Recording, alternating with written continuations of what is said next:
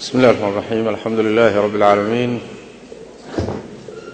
صلى الله وسلم وبارك على نبينا محمد وعلى آله وصحبه أجمعين ما بعد طهارة وحنو فهمي قبيسك لقى قبيسانيو أما الجنابو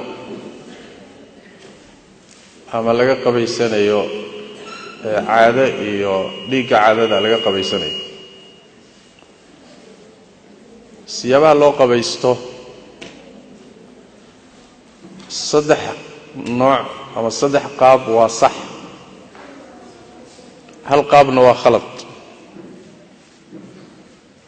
qaabka koobaad waxa weeye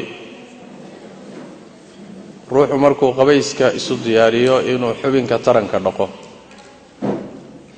ama istijaysto kadib weysiisanaya weyso dhammaystiran oo ilaa lugaha uu dhaqayo markuu weysaysto kadib uu biyaha isku shubaya madaxa ka soo bilaabaya sidaasuu ku qabaysanaya qabayskiisa markuu dhammaysto qaabka u qabaysto wuu weyso qabaa waana qabaystay weyso dambe inuu la yimaado ma baahan qaabka labaadi waxa weeye markaad istijootood xubinka taranka dhaqdo ayaad weysaysanaysaa sidoo kale weysadii waxaad reebaysaa labada lugood dhiqitaankooda xubnaha kaloo dhan baad soo dhaqaysaa wejigii gacmihii masixii madaxa markaad lugaha joogto lugaha intaadan dhaqin baad marka biyaha isku shubaysaa waad qabaysanaysaa qabayskaa markaad dhammaysato ayaad lugaha dhaqaysaa sidaa waad weyse qabtaa waadna qabaysatay uma baahnid inaad dib ka weysaysato qaabka saddexaad waxa weeye markaad isjootood xubinka taranka dhaqdo kadib adoo weysaysaninba inaad biyaha isku shubto aad isla niyooto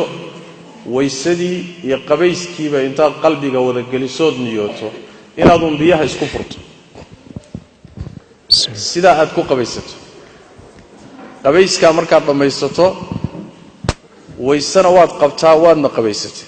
uma baahnid inaad weyse ka dambaysiiso saddexdaas qaab waa sax xadiista nabigay ku yimaadeen sallallahu alayhi wasallam qaabka afareeya waxa weeyaan waa inaad qabaysato markaad qabayska dhammaysato kadibna aad weysada ka dambaysiiso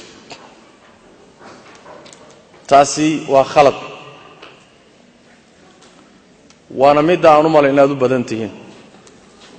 oo dadka badankooda ay isticmaalaan qabays horeeya iyo weyse ka dambaysa xadiidka Aisha fi sunan waxa ku sugan inay tiri nabigu sallallahu alayhi wasallam qabayska kadib ma weysaysan jirin waa xadiidka Aisha